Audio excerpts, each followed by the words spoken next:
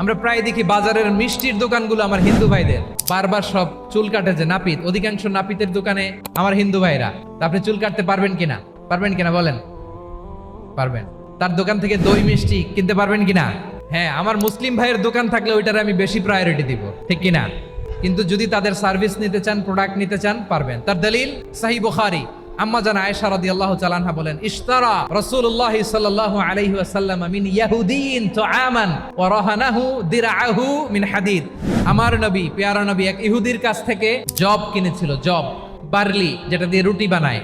ওই জবের দাম দেওয়ার টাকা পয়সা নবীর কাছে ছিল না, ফলে নবী ওনার একটা পোশাককে মর্গেজ রেখেছিলেন, মর্গেজ, বন্ধক, যে এখন এটার দাম দিতে পারবো না, কয়েক কেজি বার্লি নিয়ে যাই আর বন্ধক হিসেবে আমার জামাটা রেখে গেলাম, যেই দিন দাম দিব ওই দিন জামাটা ছুটাই নিয়ে যাব।